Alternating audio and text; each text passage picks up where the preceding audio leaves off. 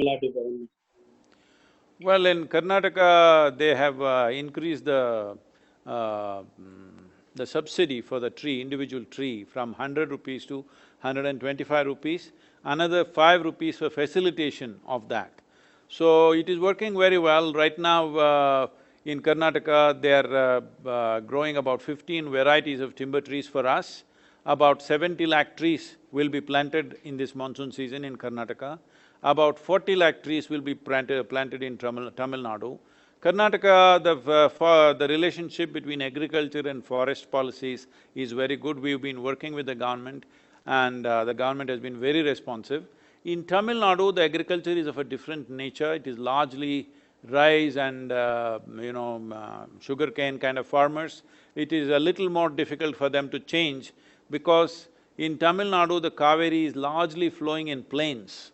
So the nature of farming that happens around a river that flows in plains and the river that flows in slightly hilly region is very different. So we are first focusing on Karnataka because that is vital for Kaveri. And Tamil Nadu is also happening, about 40 lakh trees we are putting this year.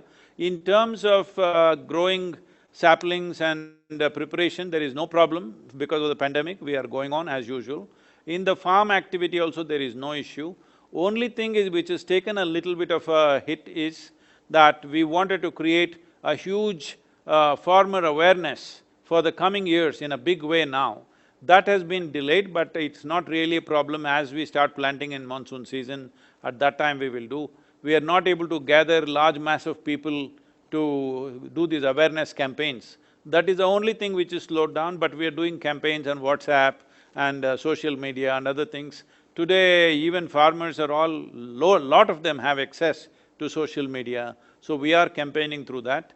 So this year, about 1.12 crores of plants will go onto the farmers' land. So people must understand this, that people are always talking about 10 crore trees, 25 crore trees, he planted here, planted there.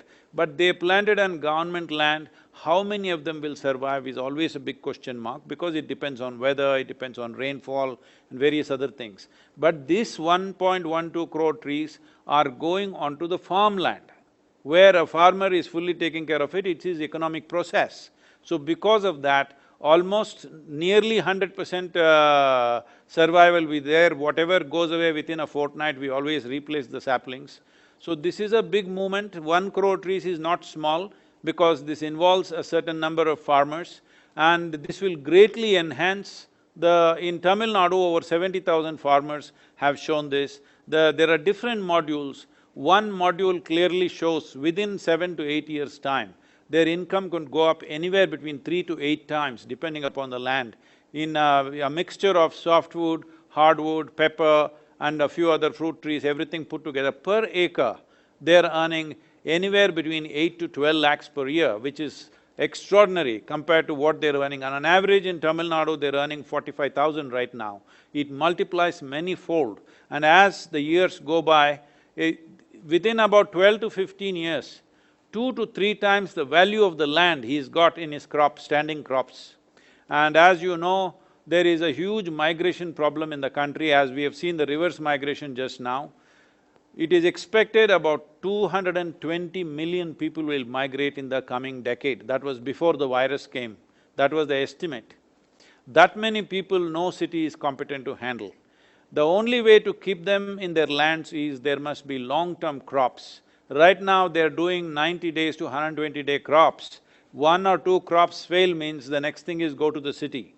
If they have trees on the land in the form of fruit trees, timber trees, whatever, this is standing money there. They will not leave the land and come.